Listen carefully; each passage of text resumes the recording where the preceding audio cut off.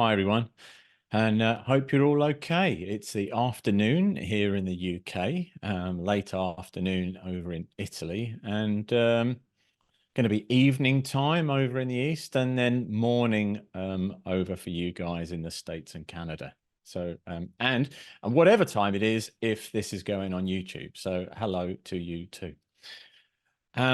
Investigating video, the vital first steps. Those final two words there, first steps, give you a hint of where we're going on this webinar. We're not going to be doing a massive deep dive into anything in AMP5. We're not going to be looking at any super fun workflows in 5 or anything like that. We're going to be going right back to the start and looking at those vital first steps. As Michelle said, yes, my name is David Spreadborough. If you've never met me before, I'm a certified forensic video analyst through Lever, and I'm the forensic analyst, or one of the forensic analysts at AMP Software. A little bit about my history. I was a police officer in the UK for 24 years. The last 12 years was purely dealing with CCTV evidence and forensic video analysis. And then in about 2015, I moved out from policing and went to work with AMP Software.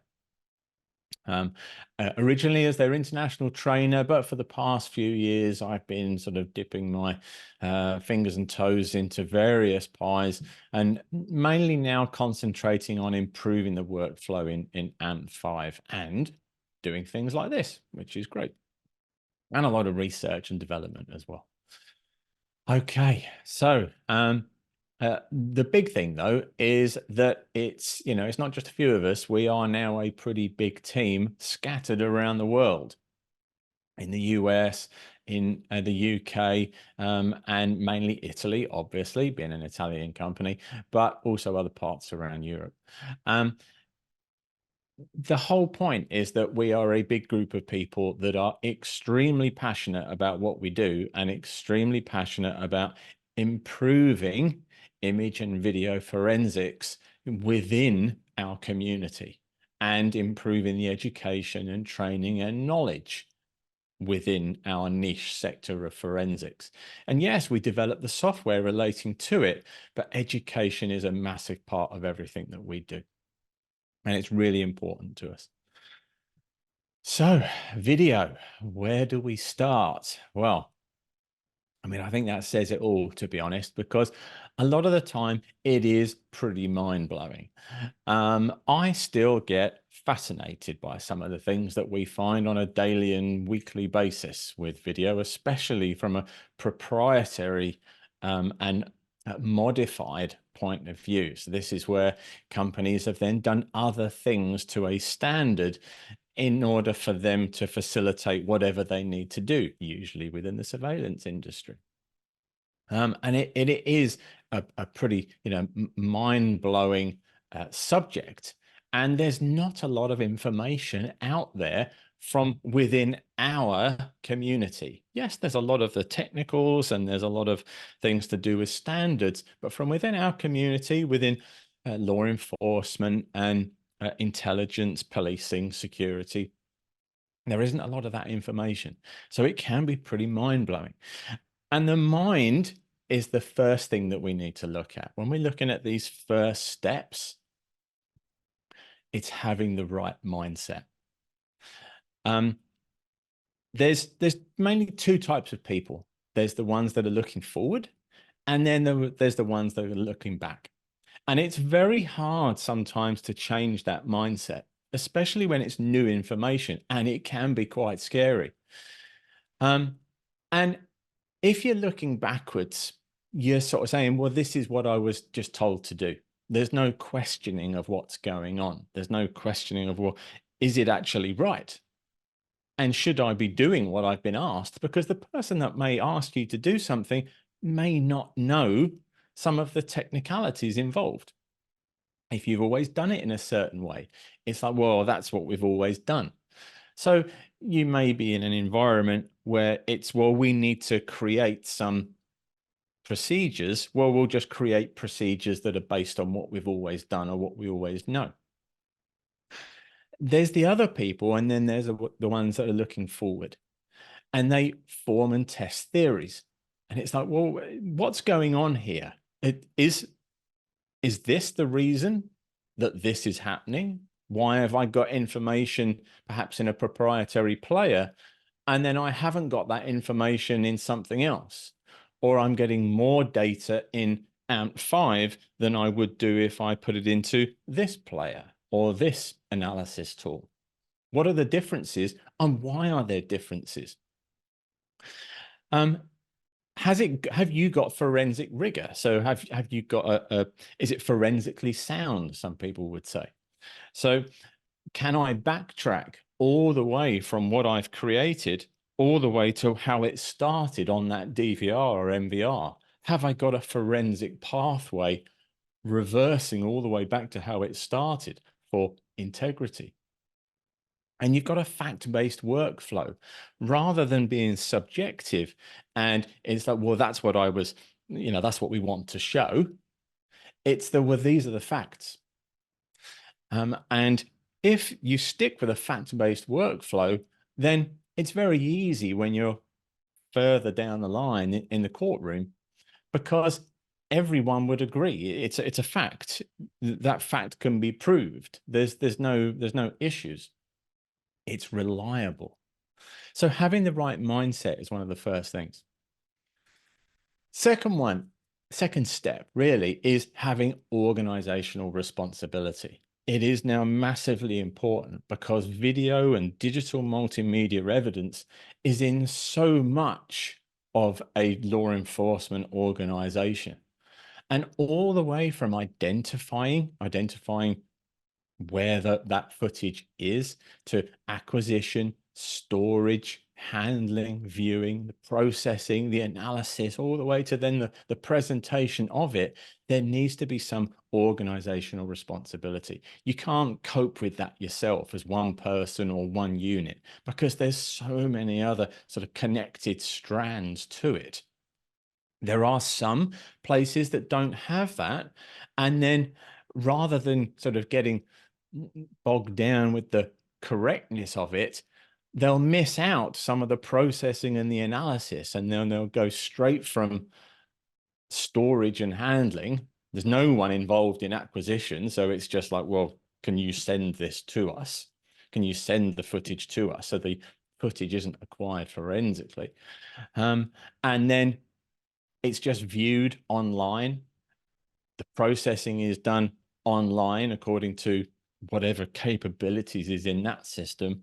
And then it's just presented. And then there's no analysis of it either. So you've got missing gaps in that workflow.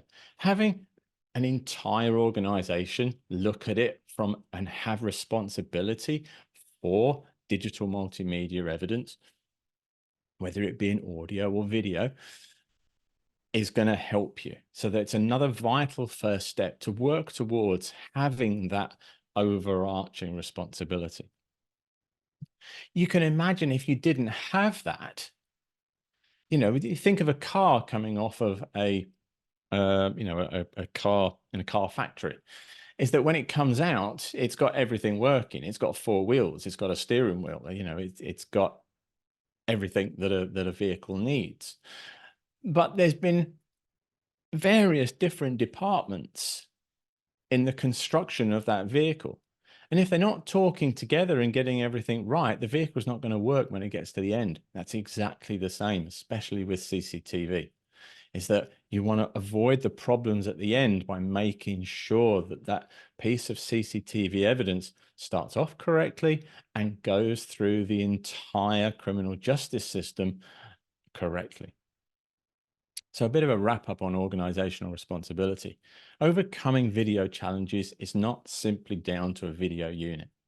Managing the acquisition, the handling, the processing, of DME is an entire organization's responsibility.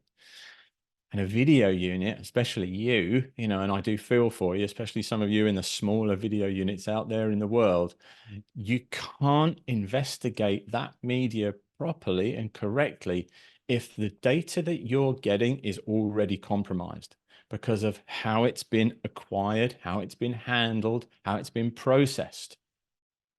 And you can't do your job if the person beforehand hasn't done their job. And that's why you need that sort of responsibility. Bit of a reminder there to myself, and I think Michelle's going to help me out here. Martino recently wrote the video evidence principles and then published that and presented that to the European Parliament. It is a fantastically written document. I'm not just saying that because it's Martino, the CEO of AMP Software, if you don't know. But all of these issues, he's wrapped up in a very, very understandable way. And the first part of the video evidence principles is all about organizational help. So it's not about the technical side of things, which is you and me in a video lab. It's the organizational side of things. And so the document is split into two. So I'm hoping that Michelle would have put that in the chat, and you will see the link there for that document. It is really worth a read. Share it, use it, send it out to your bosses, send it out to your colleagues. It's there for you to use. Step 3 in these sort of, vital first steps is controlled acquisition. It is so important, and it is getting more and more important now. In the last 6 to 12 months, we are seeing more and more issues. It's not especially to do with, fake. Has it been manipulated? Has it been changed? Has it been edited? These things are now in more people's minds. We've always had issues with, with regarding, well, has it been edited and has it, these things been done to it? But the ease that it can be done and the ease that it can be sort of hidden is now getting much easier. So controlled acquisition and then the controlled integrity of that evidence is vital.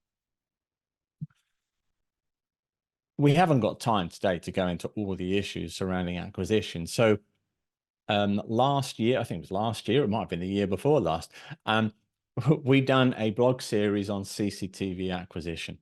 I think Michelle's going to help me out here as well and put a link to this in the chat.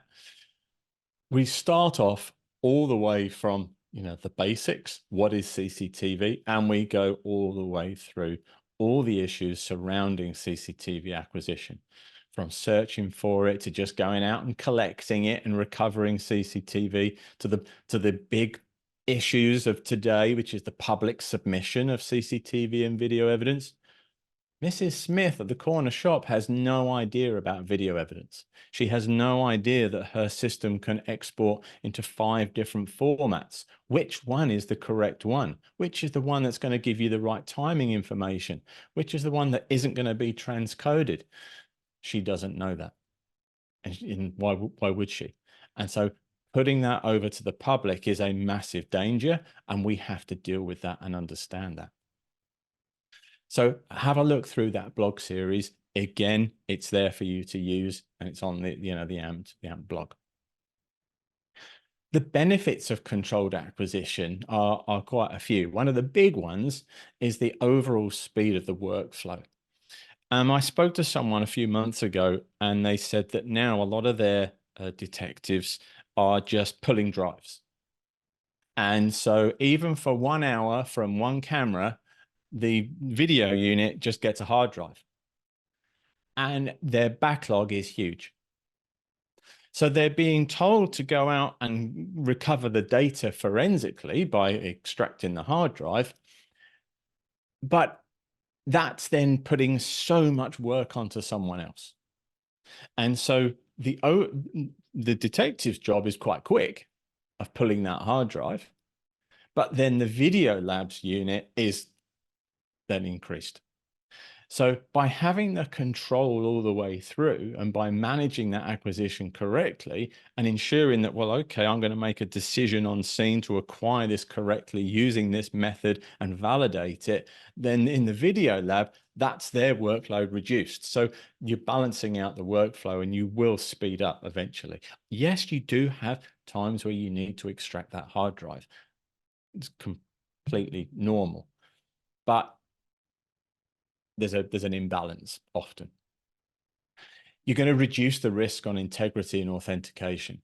If there isn't a controlled acquisition, then it's, well, has it changed since the time it was created?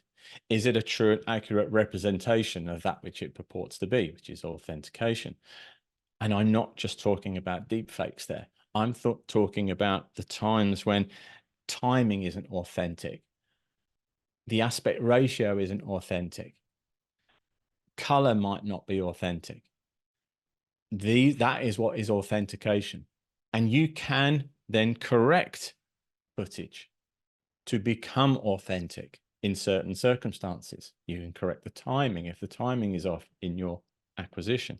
But if you can control the acquisition, you can then go back and say, this is a fact. This is what happened. And if you have a look at the blog post, you'll see some of the ways that you can do that, or the blog posts.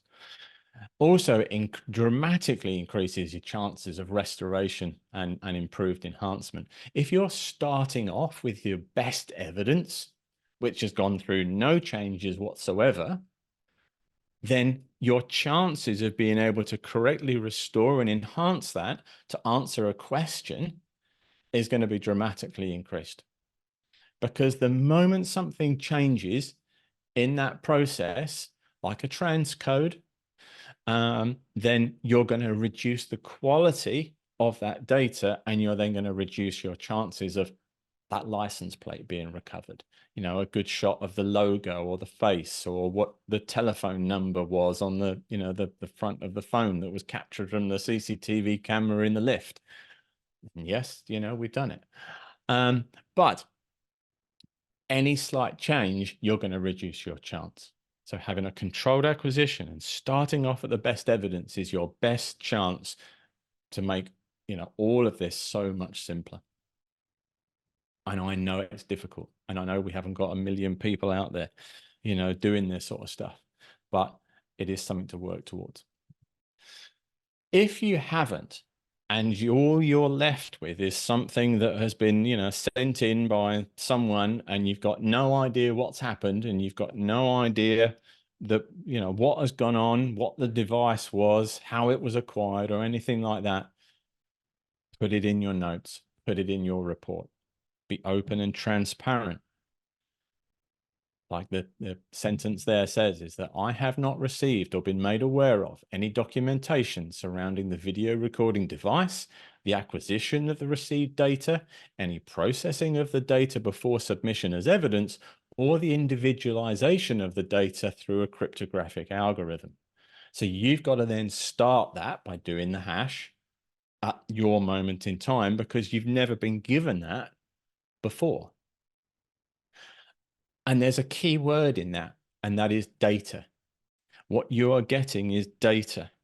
When you get the .abc file, the .whatever file from such a CCTV system, until you deal with that and you manage that correctly, you're just dealing with a big chunk of data.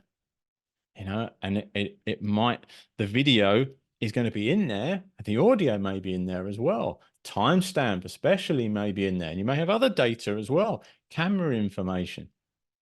But it's just data. It is digital data. Deal with it as digital data right from the start. You can't go wrong. Step 4, standard operating procedures. Let me just grab a quick drink. So, the vital first steps. Step 4 is having good SOPs, standard operating procedures. They don't have to be massively structured, and that's probably not a good thing either, but it's a good idea to get some consistency in a unit. You know, I've been to some places, luckily I've been to, you know, video labs, you know, everywhere. And there's often quite a big difference of, well, you know, I don't know about this, or I can't do that because, you know, Johnny's not in the office. And that's what you need to sort of try and balance out from. And so, and a good standard operating procedure should help with that, and can bring up the team's, you know, competency in dealing with video evidence. This is something that I put together a few years ago, and then Martino sort of jazzed it up a little bit for the video evidence principles. And it's very, very simple. You have to get those three things aligned. You have to be starting off with the best evidence. Remember on the previous one, controlled acquisition. So you've got to be starting off with that best evidence. If you're not starting off with best evidence, it doesn't matter how good you are. It doesn't matter if you're using the best tools in the world. You're never going to be able to get the answer that you need. And as Martino's put here, sorry, hitting my mic, the forensically sound result. So same tools. You could be, all have all the skills in the world, and you could have the best evidence, but if you haven't got the right tool, then you're not going to get that answer. So having a good SOP to make sure that you have got, you are controlling the acquisition and the evidence, you've got good skills and knowledge, across the board within that unit, and you're using the right tools, that's going to give you the most in the best opportunity. And by having those standard operating procedures, you're having that forensic rigor. You've got that structure. You know that you can go all the way back, and all of your evidence throughout the whole of your chain is going to stand up to scrutiny. It's going to stand up to questioning, and other people, especially I know a lot of you are going to be, within law enforcement. From the defense sort of standpoint, I can say, yes, that's been done correctly. That's been done correctly. I can understand what the person's done there. I can understand that decision. There's nothing to question. I do a lot of case reviews, and when it has, and I can see everything structured and it has got forensic rigor, there's nothing to question. It's perfectly fine. The other thing is then having a good structure within that standard operating procedure is having a good structure. Now, this is a bit of a modified workflow from another procedure that's UK based. This is my modification because in the official one, it doesn't have these two very important points. It's been missed out. These are the two important points, and they are massively important. I can't sort of stress this enough. A working copy has to be a direct bit for bit copy of the original. A working copy can't be another version of it, like a screen capture or a transcode or a clip or, whatever you call it. A working copy is a direct copy of the master. And so you can hash validate that. Very, very simple. After you've got your work in, so this is after you've done your acquisition, after you've done that, the other box there, 0.9, produce generated exhibit, is a huge, box.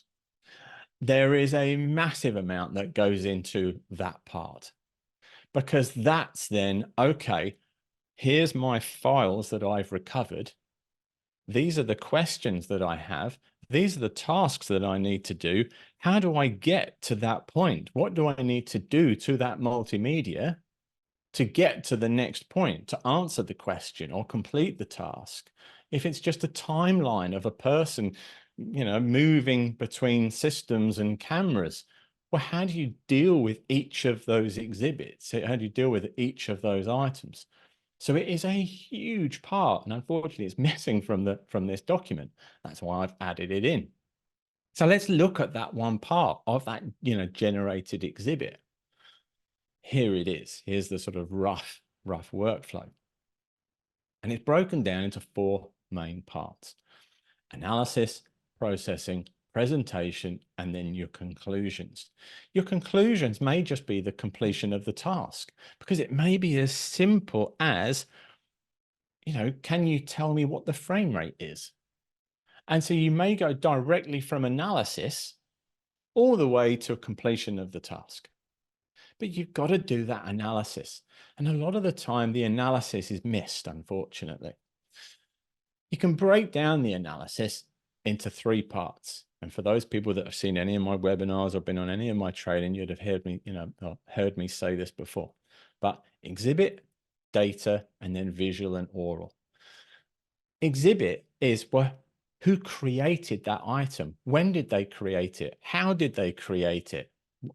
All the questions surrounding that item of data. And that could be a huge pot of data. It could be a hard drive, or it could be one file and then everything in between. What is the data? And you may need to do some data extraction in order to be able to work out what that data is. Is it a set of ABC files, or is it a set of MP4 files? Are they standard MP4? What's the codec? What's the frame rate? What's the resolution? It's the data that's going on there, and you've got to analyze that. Are all my files the same? Do they have different frame rates? Are they variable? Are they constant? All the questions. And then what are you looking at? What is my visual representation? Can I see that there are some effects in the video that I need to correct? So, and sound as well, you know, especially if there's, you know, car tires screeching away, or, you know, gunshots or anything like that. And are there any sync issues as well? Very, very common. So that analysis is going to help you with your integrity and your authenticity stage, and answering those questions for integrity and authenticity. Then you've got the processing. So you've got then the restoration and the enhancement. And you've got to do that within the image generation model. The image generation model is then reversing the errors in the image. So if you can reverse the image, you know, reverse the errors, you're going to get the higher result, and you're going to get a more accurate representation, i.e., it's going to be more authentic. And then obviously measurement. But you can't measure something until you've done the restoration. Think about aspect ratio. Think about some of the more modern now HD and QHD and 4K and 8K that are actually getting recorded at half width. And then the player or the system will then, you know, expand that.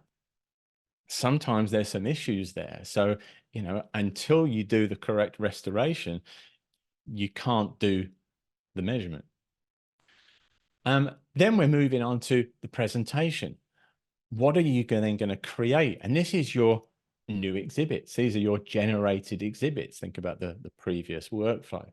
So it could be an image, could be a series of images, it could be a video, it could be audio, and it could be data, it could be a spreadsheet. So all of these things is, well, how am I going to present that data in order to complete my task or answer the question? And the question may be, where did the person go? Is this person this person? Whatever the question is, it could be that, well, is that reliable? Can I rely on that clothing representation? So can I rely on that clothing representation? Can I rely on that clothing representation? So if I can rely on the clothing representation, can I, you know, is there anyone else in the area that is wearing similar clothing representations? So that's your then conclusions. And then you would have then the report. So this is your sort of forensic video analysis workflow. But it's going to be not just one exhibit, is it? It could be 2 or 3 or 4 or hundreds, depending on the size of the case. But think about that standard operating procedure. And if everyone is doing the same sort of thing, then you're going to not have the risk of people missing things. And so having a good, you know, departmental and personal workflow will help you, because it does turn into sort of muscle memory, and you do the same thing every time and you look for the same issues. And the more issues that you find, you remember those issues, and then you look for them in the next one and the next one and the next one. And there's always issues with proprietary video. So on a basic evidence tree, you may have something like this. Just checking the time. Okay, we're a few minutes late, but we're running all right. Basic evidence tree. you've got your initial exhibit, then you've got your working copy, and as I said, you could have 4 DAV files. I'm just using DAV here as a bit of an example, because I think most people sort of recognize them as being a proprietary, slightly proprietary video format. But that creation of that working copy, and then perhaps then the creation of another copy that you're then going to be working with, depending on what your internal structure is, there's the copy and verify tool within AMP5. While we'll briefly show the copy and verify tool, again, we haven't got time to sort of go into it too much, and we've dealt with that under a couple of other videos and blog posts as well. But we will have a brief look at it. So there's your copy and verify tool. So then you've got your working set of files that you can then work on. Now, we're never going to overwrite those files, but it's a good idea to have sort of a backup of a backup. So you've got your master, and then you've got perhaps a working copy, sat on a server somewhere, and then you've got your files that you're then going to work with on your workstation. Then comes the convert DVR bit. Is, well, okay, from the DAV, what have we got? And we could then end up with a standard, and the SC on the convert DVR bit, the SC is for stream copy. So I've just copied the stream, and then we're going to have a log file for that process. We're going to have a log file for the formatting process. So we're going to have, 4 new video files. We've got then 4 new log files, and you're probably going to have 4 new time files as well. And you could have 4 new audio files, all linked with those. But you've got a pathway back to your working copy of your DAVs. And from your working copy of your DAVs, you've got a pathway back to the master. And you should have then some documentation on how that master was created, where and when, by who, etc., etc. All the way at the end of this workflow, so all the way at the end of the evidence tree, you've got what you're creating. So what you are then presenting.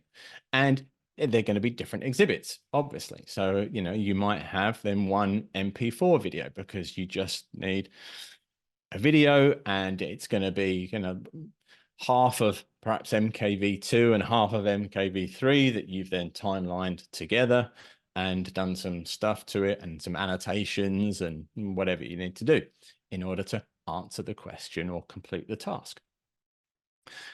And you may then have a PDF image sequence as well of whatever incident it is. And that's going to be, it's different than the video.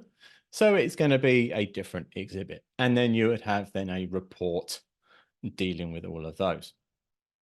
But there's a box in between these stages, and it's a big box. And in that is a billion things. And we are forever learning. I am forever learning to say, well, this is the question, this is the task, this is what I'm starting with. This is pretty easy. You can get all that sorted. This is what I need to do at the end. Well, how am I going to get from that bit to that bit? And you will never stop learning. And it can take a little while on that initial stages of your video investigation to just say, well, I'm just going to have a look at that. And I'm just going to have a look at that. And well, if I'm going out to a video and I need that video to be displayed in a courtroom, for instance, well, I've got 4K video and I may have this camera and this camera. So I've got a 4K video here and a 4K video here. Well, how am I going to deal with all of that? It's a lot of data. Do I need to crop? Do I need to resize? If I resize, would I then need to do a magnify? There's all these questions. And that is those in the initial stages of your investigation, is that you've got to then figure out your workflow. And that's where your competency comes in and your training with the software. And the time, it's not a quick and easy job. It's not something you can just say, oh, okay, I'm just going to do this. A lot of people would then just take the video down, from a 4K to full HD. But in doing so, are you then affecting the question that you're trying to answer? Think about clothing. Think about in dark clothing at night. reflective, objects, perhaps under IR. And then by reducing that, you're limiting the evidence that you're trying to get out. So you've got to think about the question and the task at hand, and then how you're going to deal with that evidence. Remember authenticity. Is it authentic? Is it authentic that I'm showing this? And or has my processing actually affected the result? So you've got to answer that. Okay, right. So over to AMP5, but I just want to sort of wrap that lot up. Is that having that structure and having that base knowledge, and having the base questions really right at the start of the investigation will help you. And so, well, okay, this is what I'm always going to do. I'm always going to do this, and we're going to do this way. I'm going to structure my working folder on my system. So I'm going to structure my directory in a certain way, and this is how I'm going to work. And it makes things easier, because then you're not questioning that each time. You've got a good workflow and it will work. Everyone has a different way of doing it, but in general, it can be a good standard structure to start off with. Okay, quick drink.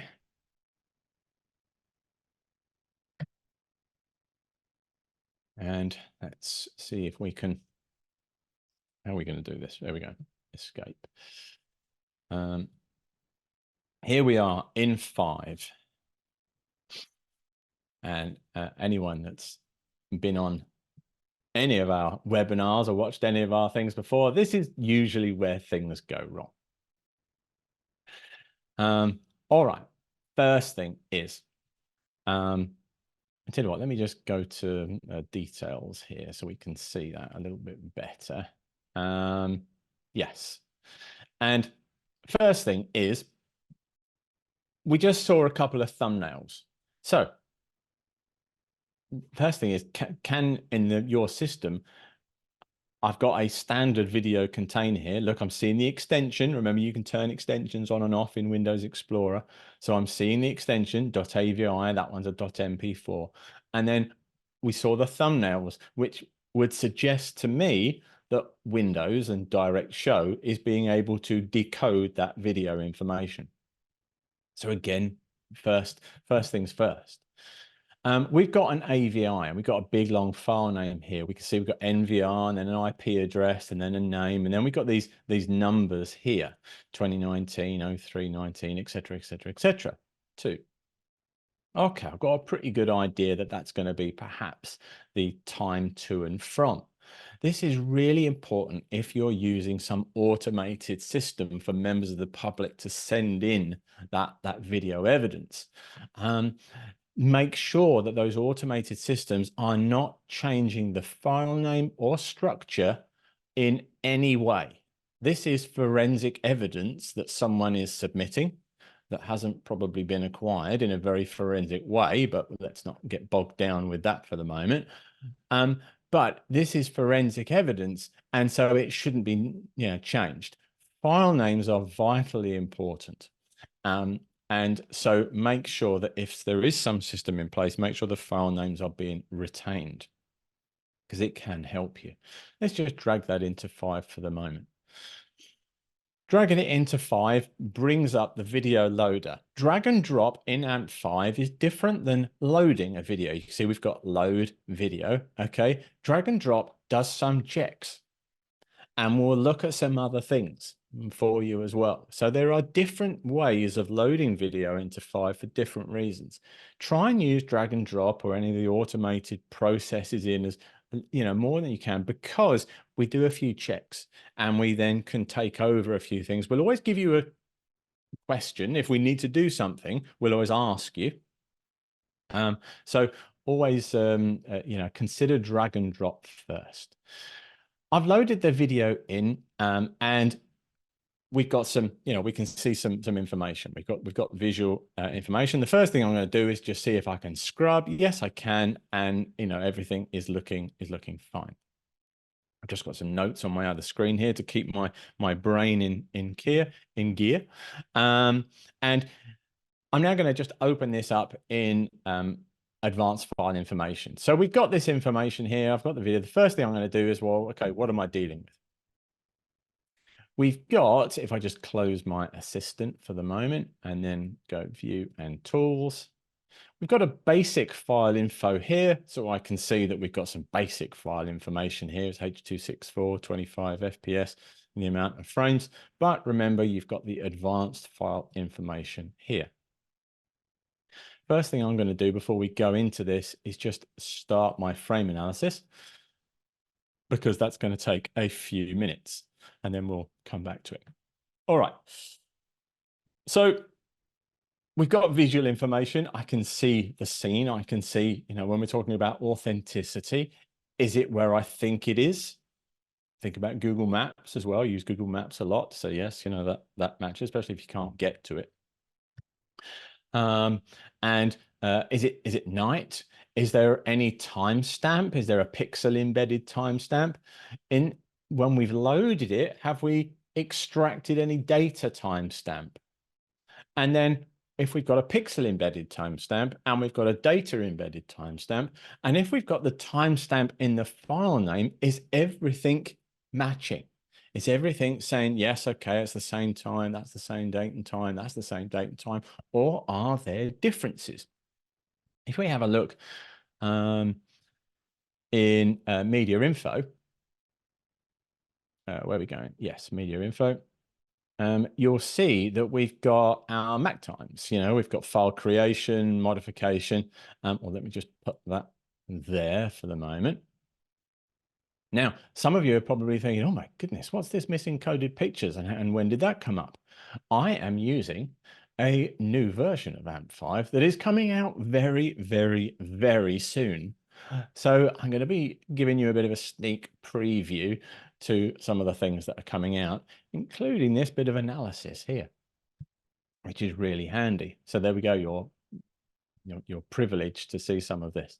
But going back to the MAC times, look, we can see here that we've got file last modified time, and sometimes you get encoded time as well. And if a player is using this as the start time and then the duration of the video in order to create a timestamp, this is saying that it was on the 2nd of April 2019, 8:26 in the morning. But if you have a look, and you might not be able to see, but if you have a look at my file name, it's the 19th of March 2019. So a few days before. Now, so if you're using a system, or if you're using, a player or another video tool that is using this to create a timestamp, it's probably going to be wrong. So just be careful of that. Again, it's the power of file names. One thing that we find a lot is network.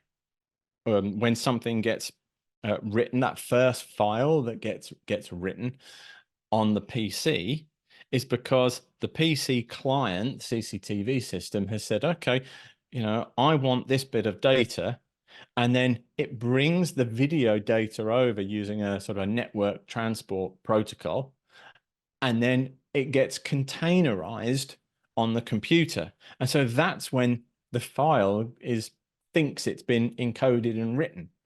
Well, it was on the DVR a few days before. So always be careful of those dates and times and how it's been acquired. And if there's any, I'm sure there's going to be some collision guys out there, but that's another thing that we're seeing about a 50-50, change, in that 50% of the time, the original timing data is retained when that network access has been done, and 50% of the time it's original. So it's keeping the original timing structure.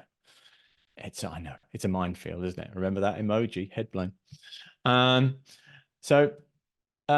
Here we've now done our frame analysis, and we've got some issues.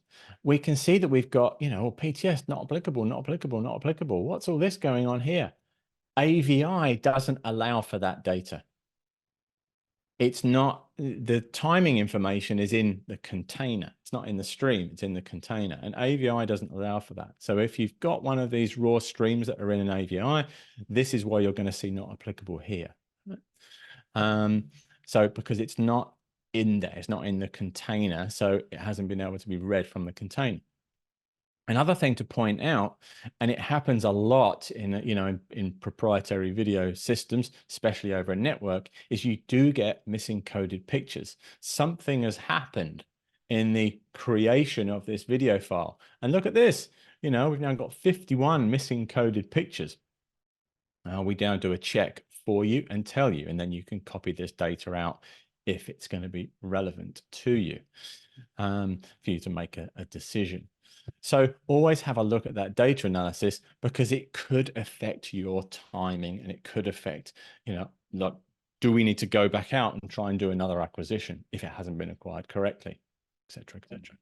Excuse me, hit my mic again. All right. Let's just drag in another one. I just want to show you. So you've got your video and you think, it just doesn't, I wonder if it's been transcoded. I want to show you something that I use a lot, and we can automate this now in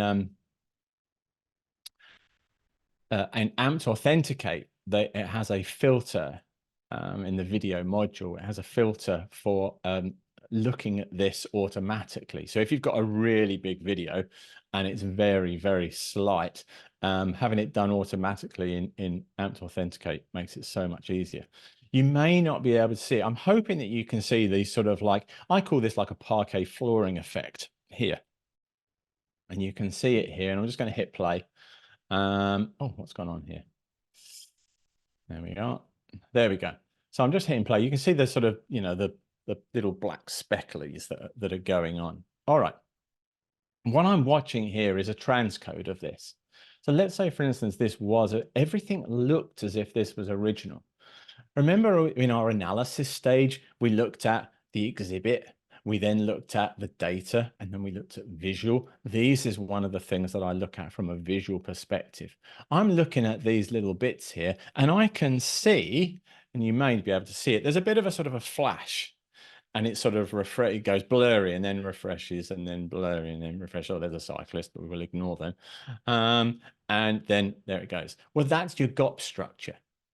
And you can see it change to an iframe. Do you see the change at the same time as our frame changes to an iframe? Does it match?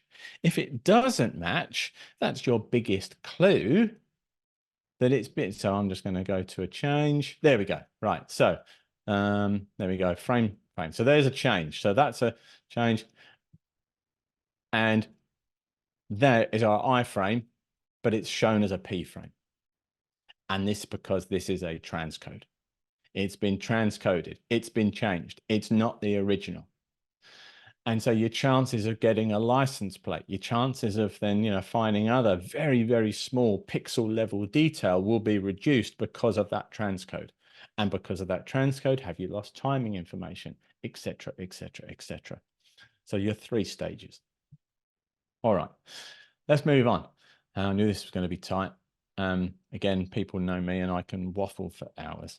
Where we go?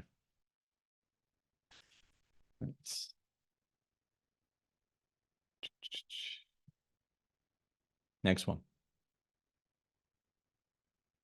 Okay, just dragged it into AMP 5 again. Remember that sort of stage. Oh, hang on, we need analysis here. What's going on? If you want to, you don't have to go directly to convert DVR. You can have a look at the file first. And look, you can see that we're just analyzing the file as it is, and I can see some information. I can see that it's got, this is the size of the video. I can see that this is the codec. I can't do any frame analysis because it can't read how many frames are in there because it's in a proprietary container, but I can read some of the information that's going on inside. If I go to FF Probe, I can see that we've got a lot of unknowns, not a lot of detail. And one of the things, and it came up in a question, I wonder if it's going to be in this. Yes, it is. It's not as bad. It came up in a question in support. I think it was earlier on in the week. And this probe score, and you can see you've got a probe score of 51. If that was 100, then everything is as a standard. We've got a standard container, we've got standard codecs, and everything is structured according to the world of standards. No problems at all. Yes, probe score 100%. 51 is in the middle. And if you get something like a raw H.264 stream, which has got a few little sort of modifications in it, you'll probably get a probe score of something like 1. Because it's thinking, well, I think it's H.264, but I'm not quite sure. That's what probe score meant. And it only came up in my memory because, as I said, it was a support question earlier on in the week. But we've got some information here, and I think, okay, I know sort of thing that I'm looking for. I'm now going to go to convert DVR then, and I'm going to open it up. I'm going to put it into a MKV container, and then I'm going to press OK.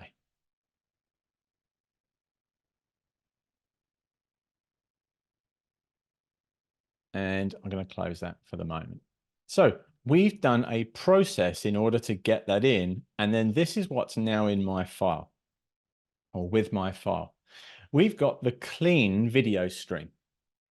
So we've cleaned the video out, and that is just the raw video stream. I want to highlight the file size. The original .dv4 was 79,450 kilobytes, and then the clean is 64,739 kilobytes. There's a bit of a difference there. Have that in mind. Consider these things. What's going on? Then we've got the .time, so that's all our timing information. We can deal with that as well. You can see it's loaded automatically for us as a timestamp. Then we've got our converted MKV, which is our clean video stream placed into a standard container. And then we've got a log of that process. If you contact us through support and there are issues for whatever reasons, we may ask you to send us the log, the original file and the log of what's gone on. So we can have a look and just make sure. And you will see from the log that it says, well, success. Yes, that's a good start. But you can see that what it's taken in, and we're using FFmpeg, no problems here, but we're using FFmpeg to place the clean into a container. So when we chose the MKV container, we're not going directly from DV4 to MKV. We're doing a process in between, and that is the cleaning. And that is so important. And I'm going to show you why in a moment. If I then just close that, let's drag in the DV4 again. And this time I'm going to go for attempt direct loading. And you're probably thinking, oh, this is new. I haven't seen that before. It's another new thing. Yes. And this is so you can then say, look, don't worry about any cleaning. Don't worry about anything else. If you direct loaded it, what would happen? So if you're direct loading it with FFMS, then what will happen? And as you can see, I'm now reading the .dv4 with FFMS. I haven't got the timestamp because we haven't done that important cleaning process, but we've got more frames. The original had, where are we down the bottom here? 11,379 frames. The DV4, 11,394 frames. Well, those few extra frames don't account for all that data. Remember the data size? So what was going on there? Let's deal with the data size first. There are always reasons, and it might take you a little bit of time to find out the reasons, but there are always reasons to stuff. Here's my clean file. Here's my direct loaded file. You can analyze any of those. And if I went to my clean file up here, and I went to original file, I can analyze the original file as well. So even if I didn't have to load it, I can analyze it there as well. So here's my clean in my MKV. I can right click that and I can go advanced file info. The buttons are everywhere for the reason, so you can do whatever you need to do whenever you need to do it.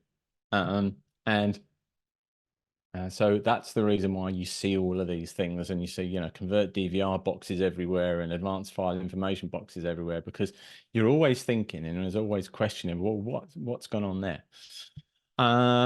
So here's the MKV, and I can see all my, you know, hex data here.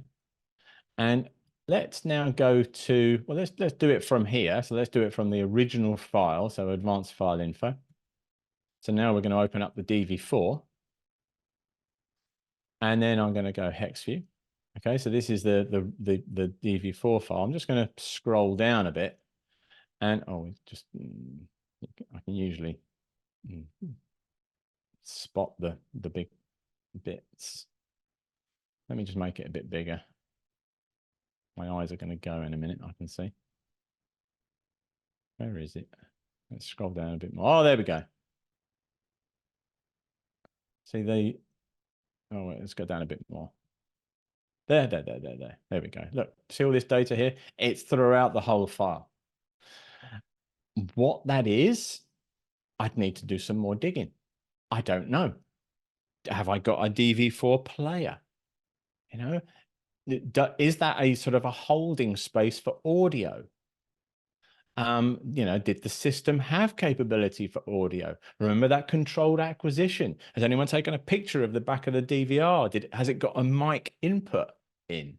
You know, has it got any capability in the system, in the GUI, for recording audio? But throughout this entire file, I've got these massive areas of this. And I've also got a data timestamp in there. Remember, our data timestamp has been extracted. So how is that? That's obviously affecting the data, but how is all this affecting the video footage as well? And none of that is in the MKV, by the way. It's all clean. But what about these extra frames? Let's just close that. So let's go to our directly loaded video. How are we doing on time? Not too bad. And I'm just going to scrub to the end because I know there's a good time to see it. Oh, no, I've missed it probably. Oh, there he is. All right. There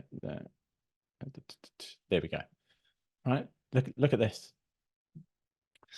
And remember the advanced file info, the missing coded pictures? Well, if we do an advanced file info on our clean file now on our MKV, it's going to have some missing coded pictures because it hasn't brought across the damaged frames. Those damaged frames could be important to you for timing information. If you're dealing with timing of a vehicle down on this street, you know, you may need those frames, but everything is there. And whether it's missing coded pictures or what the differences are or what you've, you know, dealt with for whatever reason, all the information is there for you to use. So our MKV with our timestamp, that is clean. There is no damage. Everything is there. And in the advanced file info, there'll be a list of what are the missing coded pictures. And it's because of that damage. You know, and that damage is probably caused somewhere with, you know, on how that data has been structured with that information. You do not, just as a bit of a point for you, in the player for this format, you don't see these frames. The player cannot present those frames because of the damage. So you see exactly the same as our clean. But if you play the DV4, you actually can see the damage, you know, that is there. So there's pros and cons, you see, and that is the reason why is that, well, okay, I'm going to do the clean, I'm going to get the timestamp, but I'm also going to look at this as well, because you never know. All right. Anything else in that one? I'm not going to get this. This is just briefly, you know, tell you, yes, look, if you haven't seen that before, that's interleaving. So you've got the top field at the top and then the bottom field at the bottom. And so what you've got to do is you've got to interlace them back together again and then deinterlace. and then deal with the timestamp because you're dealing with a data timestamp as well, and then deal with the timing on the frame rate as well. And it's all possible within 5, but we could probably spend about 2 hours just on this file alone. All right, next one. Let's just close this. Have a drink. All right, so we've dealt with a pretty standard file. We dealt with a couple of standard files, the AVI and the MP4. We've dealt with a single proprietary file. Now we've got an executable. So this could be a file that has lots of cameras, in it, and it could be an executable as well that has the player in there and all the video streams as well. So, these executables, some of them are pretty good. This is not too bad. Some of you may recognize this as being like this sort of iDisk clip player. It's branded as many, many different things with all sorts of different capabilities as well. Some doing some weird, very weird things, some not too weird. There's always some weirdness going on, but anyway. But you're limited by what the player is then giving you. So you want to override that, and we want to get to the video that's inside this executable. So we can just drop that in. And again, it's going to come up. Do you want to, deal with the data that's inside it? Yes. I'm going to choose MKV again. And then I'll quickly say why I'm going to use MKV. Excuse me. After I've had a drink.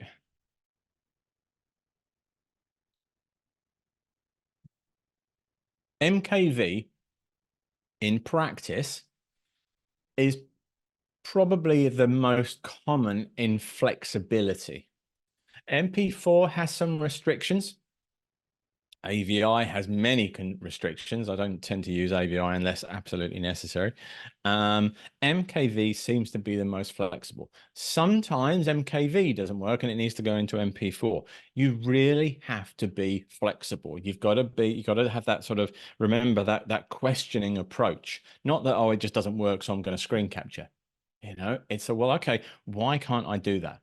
What's going on here? What is restricting that? And learning from it. So you can see now that we've loaded our 4 video streams. And these are the 4 video streams that were in the player. Now we can deal with that. So let's have a look and see what is now in our folder. And we've got the original executable. And we've got our clean file, remember our video stream. And we've got our .time. And then we've got our working MKV. And then we've got our log file. And you've got these for all the streams. Now, this is probably a good time to explain, is that we've written these into the same folder that was. We haven't overwritten that, but we've written them into that directory. Remember what I was saying about with, copy and verify, and perhaps having a backup of a backup. And it's a good reminder for copy and verify. Copy and verify here. Copy and verify allows you to select a source. So where's your master? So that could be a USB drive, could be a network drive, could be wherever, an external hard drive or another drive. That's your source. Then you've got, well, where do you want it to go to? And then where do you want to save the log of that process? And then you want to, well, copy the source to the destination and then compare it. And then you're going to get a log file as well. And that will be where your log of that process goes with all your hashes. And you can select your hashes here. And then what type of process you want to run. So you can either have, well, I want that directory and all the subdirectories and all the files in it as well. Or don't include any of the subdirectories, or just have a single file. So if you're just hashing, a single file and copying a single file, you can choose that there as well. So, but a lot of the time it may be 2 processes, because you may go from, someone may bring in a hard drive and say, okay, I need to take that hard drive back with me to my department. So can you copy all the data over? Yes. Do your initial copy, and then do another one to perhaps your NAS or your internal server. because then you've then got a backup of the originals that you've got, and you've got a process of that. So if anything goes wrong with your system, you know how dodgy some of these computers can be, and you know you get a hard drive crash or some corruption or whatever, is that, well, within your department you've still got a forensically sound working copy that you can then go back to. And so that's your copy and verify process. Then we were talking about, you know, your folder structure yourself. When you're dealing with an investigation right from the start, have an idea of what your folder structure is going to be, you know, when you go out. I have my reports, which will be a PDF, and that's my analysis report. And then I have another folder linked to that report, which is linked documents. And then I have everything in my linked documents. That is, everything is in that folder. All the files I started with, all the files that I've created, all my log files, PDFs, image sequence, everything is in there. And so everything stays the same, because remember, when you start using hyperlinks, and you've got links in your AMP5 projects as well, it's all relative file paths. So as long as you keep your working directory, you know, the same, you're never going to lose any of those links. If you start moving things around afterwards, it's just going to be a headache for you. So just try and make it simple for yourself. All right, so we've got our executable here. We can see all our files. What was I going to show in this? We were going to look at sort of a public release of an image very, very quickly. Let's just drag this down. So our bad guy comes in, and, you know, let's say, you know, we wanted this, you know, just for clothing. We can't really see his face because, well, he looks like a bit of an alien, right? Okay, but I think he's wearing sort of ski goggles or something. Anyway, and, you know, if you want to just deal with that, very, very simple. And I could probably keep this here, and, you know, I don't really have to deal with much of this, but I'm just going to drag my video loader down. I think, what are we on? Stream 7. Yeah, so I'm just going to drag my video loader down, just down here. I'm going to say yes.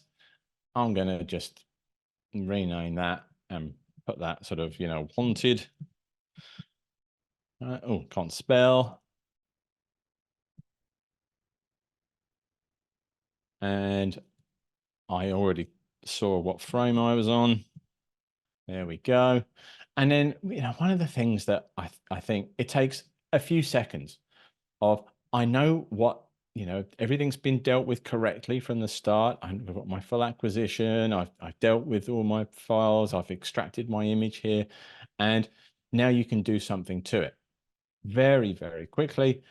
Edit, where are we going? Can't see. Rotate. And there we go. It wasn't badly rotated on the original, but a lot of the times they are, and I see them in the press all the time. And it doesn't take very long to just hit the rotate button and just get the person straight. Otherwise, you end up trying to do this with your phone or whatever. You know, it's crazy. So, you know, a bit of a rotate, bit of a crop, and let's just make sure that's nice and, you know. And if you notice, I haven't select, you know, I'm still dealing with the whole of the video here. So I haven't selected just that single frame yet. And then just, you know, deal with that. We can, a lot of the time you see stuff that's, you know, really washed out. You can put in the levels and do perhaps some color work. And it takes less than a minute sometimes to come up with a much better image for your sort of wanted. And then you could put some text over the top for whatever reason. But we haven't really got time to go into that because we're running out of time. So I'm going to leave that. But super quick and easy. And then I could stick that in a folder, and I could say, okay, well, that was my wanted image. Done. Finished with. Then when they get identified, and then, you know, you're going out and preparing all the video evidence for after his arrest, etc., then you could go on to something else. So hit no. Where are we? Always goes super fast. Look, I've got another 2 examples to try and get through. It's never going to happen, is it? All right, let's see.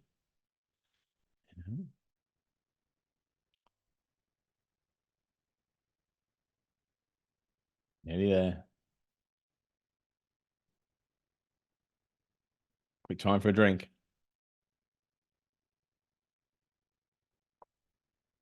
Okay, here we go. So here now we've got our full folder structure. And obviously there would be another folder here, which would be the wanted bit. Oh, that was the bit that I started off at. And then you can then, carry on working. And we can see, this is from the gas station. So there could be other robberies here. I could have gas station and something else and something else. I could have 4 or 5 incidents here, because then you can start linking those together and say, well, this was incident 1 on this date. This was incident 2 on this date. Do a timeline, etc., etc. If you've got a big timeline and you've got quite a lot of incidents in various places, I tend to use one AMP5 project for one location and then another AMP5 project for another location. So I'll do my analysis and all my, restoration and enhancement, measurement, whatever needs to be done, in that AMP5 project. Then I'll write out videos from that. And remember, in 5, you've got the FFV1 codec. So it goes into an MKV container and it is lossless. It's 100% lossless, but it takes about 1/10 of the file size than uncompressed would, and it scrubs super fast, renders super fast as well. So it's a brilliant format and container for then saying, well, okay, that's going to be my interim file from this location. That's my interim file from this location.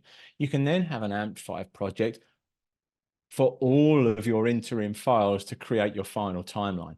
So rather than having a massive history of exhibits from all over the place, I tend to tidy mine up and say, well, okay, this is this location project, this location project, this location project. And I'll usually run that in something like a spreadsheet with some notes as well and stuff like that. So if I've got a big incident on the go, that's how I'll do it. And you can see here that we've sorted out, we've got our originals here, and you can see that we've got file information and the hash code of our cameras. And then under the visual, the restoration and the enhancement, you can see we've got aspect ratio, then an undistort, then a resize, because I'm thinking about how I'm going to display this information. So what do I need to resize it to? Automatic color equalization. Then we've got the timestamp. But look, I haven't rendered it on the screen. You see, I've gone disable rendering. So I haven't displayed the timestamp there, but I've got it as a data source to use. Then I can choose my range, and then all the way at the end, you can see now we've got the timestamp over the top, and then we've got our file data here. And then, so that's just for that camera. And then you can just copy them down. You don't have to do each one the same. Don't forget, these are all the same cameras. Again, controlled acquisition. You've been out to the scene. You know that it's all the same cameras, all the same settings on the DVR, etc., etc. So it speeds up. This takes no time at all because you just copy and paste down. No worries. Then you can join all them together. Where's our multi-view exhibit? Let's just close that. DS1. There we go. And you end up with something like that.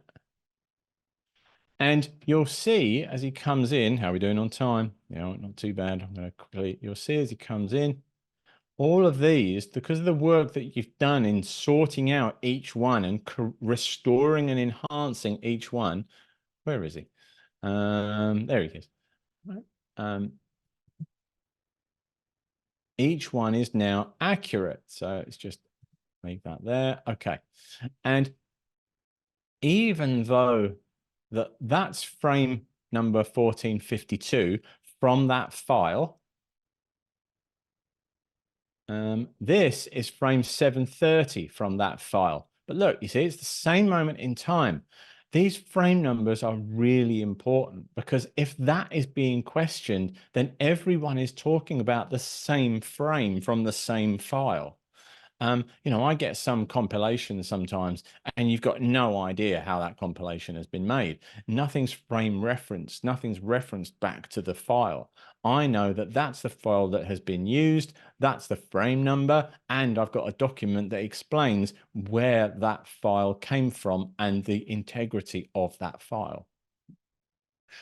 So there we go. And you can see the timing. So we've got what, 533 on that one. And then, oh, that's 533 as well. 566. There we go. So we can see now we've corrected all the timing and it's all in sync.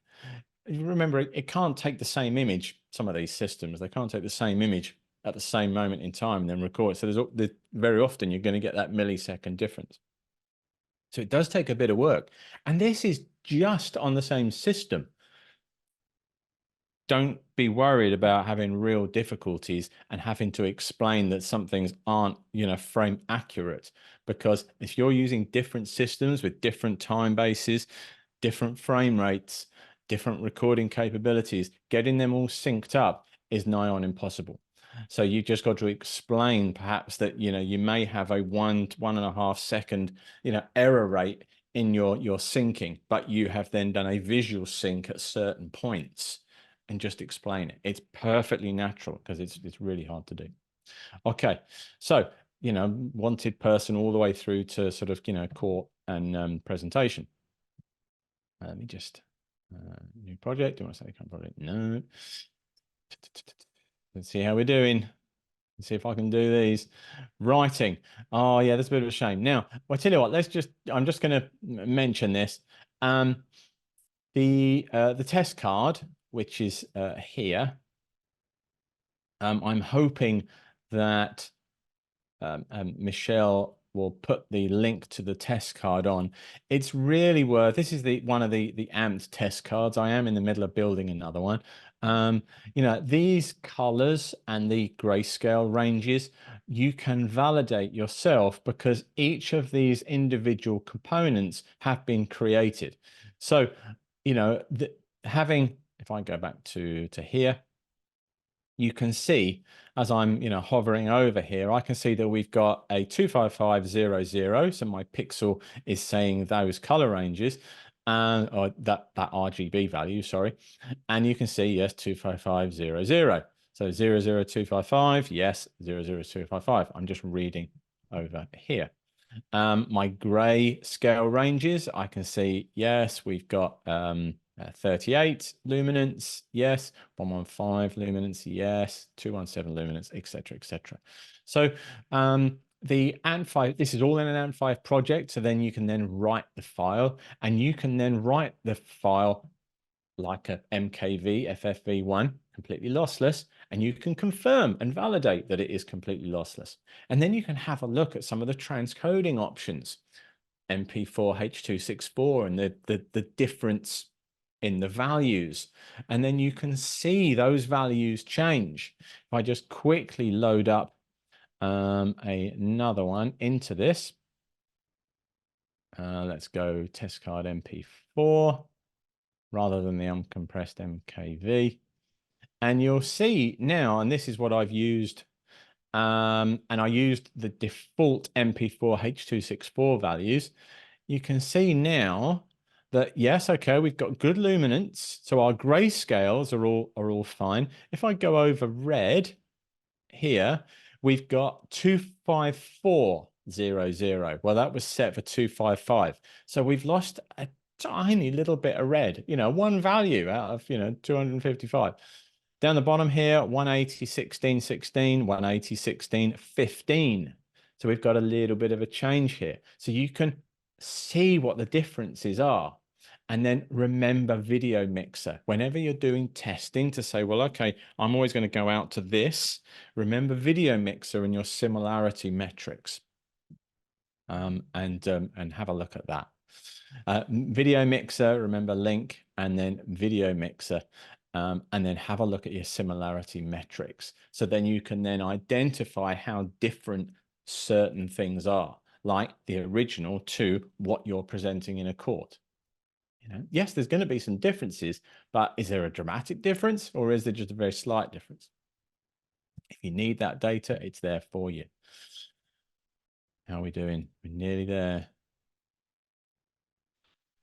Frame timing. All right, I'm going to quickly show you this, and I'm going to do it in hopefully less than 5 minutes. New project. No. Come on. There we go. I want to show you. Oh, yeah, don't worry. That's because it's got audio, but I'm in a virtual here, so which hasn't got an audio. So I'm just going to turn the audio off so I don't see that all the time. There we go. Now then, when we're dealing with frame timing and frame analysis, remember, you've got to sort of compare what data you've got. I'm just going to go for PTS playback down here. Remember, there's several different ways you can play back video. There's 6 to 7 different possible ways that durations and frame rates can be calculated. You've got to verify which one is the most reliable. You may not have completely 100% accurate, but which one are you going to use and which one is the most reliable? And make a decision on that. If I go to advanced file info now, you've got lots of different ways that the data is being presented because the different tools have different capabilities on reading that data. Think about media info and FF Probe.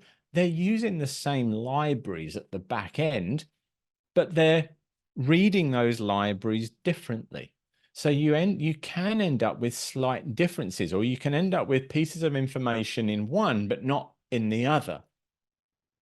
Sometimes FF Probe may be able to read that there's an audio stream, but Media Info won't detect the audio stream. Things like that. Timing information. What is the frame rate? Is it, it's variable. I'm just going to go to the frame analysis, press yes. Obviously, we've got, this is an MP4 now, so we have got PTS data within the container, and it's just sort of churning through. We do a number of calculations now, so it's taking, it takes a few minutes to churn all that information through, because then it's retaining that information at the back end. Remember the coded pictures as well. But what I want to show you is this. First of all, I'm going to go to media info. You've got to sometimes see and report on the differences. Now, I'm going to show you something that I haven't got an explanation for yet, because I only found it a couple of hours ago. And I've been using this file or these files for ages. But the more you look, the more you find. And format settings, GOP. Media info is saying 30. Okay, there is 30 frames between each reference frame. It's 30 frame GOP. If I go to GOP analysis now, M1, N equals 60. It's a 60 frame GOP. What is it? Okay, everything in this file is saying that it's a 60 frame GOP. I haven't got time to now go into the macro block analysis, difference analysis, and even the hex data, for the hex 264, everything is saying that it's a 60 frame GOP. Why is media info saying it's a 30 frame GOP? I have not got the answer, but I am going to try and find out. I've got some clues, I got some hunches, but anyway, but these are the things, and these are the things that you find.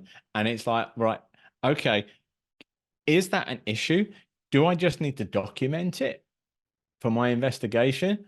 Or does that affect my investigation? Does that affect the integrity? Has it been transcoded? Has there been something going on in this? So as it's brought the data over, perhaps it was originally a 30 frame GOP, and as it's brought the data over the network, it's turned it into a 60 frame GOP. I don't know, and so we've got to do a little bit more digging. Now that we've done the frame analysis, I can just turn off the audio and the other frames, and you can see that we've now got, and it's going to be coming out tomorrow, we've now got some calculations going on PTS duration computed. Okay, so what it's doing is it's saying, well, what's the difference between that one and that one? And it's so there's my frame duration. Remember, you can display all of that over the top of your screen. One of the quick ways of doing it. Oh, one last thing, 2 minutes, is don't ever get sort of tricked into thinking that packet duration is the same thing as PTS duration. It's not. Even though it's the same in this one, sometimes your packet duration will be based on your time base. And if you've got a constant time base, you can have the same value there, but you'll have differences in your PTSs. So just be aware of that. So if you're doing, any sort of speed work or motion, body mechanics, use of force, things like that. So always be careful on exactly what your frame durations are. Remember, we were talking about presenting all of this on the screen. One of the things I have, I'm just going to close that and then go to assistant. I have, this is only in my virtual, so I've just done this just to sort of show you. I have a quick text assistant, and you can see I've just got this sort of quick text here, and I can I can just grab this, and you can create these depending on what you want. So if you are a collision investigator, you can say, well, okay, I want to have this information. You can display, you can use this in annotate as well. Obviously in annotate, you can have it frame accurate. So you can say, well, okay, I want a countdown between this frame and this frame, and have other things going on as well. The world is your oyster, to be honest.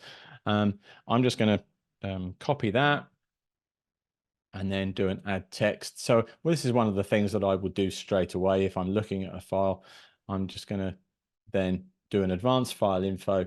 And then whilst that's churning, perhaps I'll do this, and I'll go presentation, add text, just going to Control V, and then I'll stick that left top, and then we'll do a back color text. And now I'll tell you what, let me just do a range. So you can see, let's have Alt and I for my input. And then when the vehicle goes out, we'll have that as out. Then my add text. And now you can see you've got my sequence number there. That's my original frame number. That's my file. The sequence time. So I'm 4 minutes into the sequence time, not the original time. CCTV time. I didn't put the CCTV time in. You can use add timestamp, or you can load the timestamp if you've got the time, but if you haven't got any time within the data, then you can add it in if you knew that from another source. But you can then put all the details on there. And the macros are look, there's just loads now. And we're always adding macros to give you all the chance of all the information that is available, all the data is available. You can present that on the screen, and you can use that data in any way. So you got countdowns, chronometers now, and all of that information. And it all goes into saying the final point of this. It's all for the purpose of you being able to explain that you understand the video. I understand the video. I analyze the video. This is the data that I found in relation to the questions and tasks that I was being, asked. This is the information. This information is all reliable. If you've had to interpret the information, how you've done that, then you've got your presentation, your PDF image sequence, your video, your data, your report done. And it proves straight away, the moment someone can read that, it says this person knows what they're doing. This person has competency. And so those vital first steps is ensuring that you can prove your competency, in understanding the video and understanding its limitations. And especially with CCTV, there's all sorts of limitations. You look at the GOP structure there on that one. Why is it showing twice? There's something's gone on somewhere. And it might just be a fault in that system in how it's presenting that data to media info. But we don't know. Thank you. Bye-bye.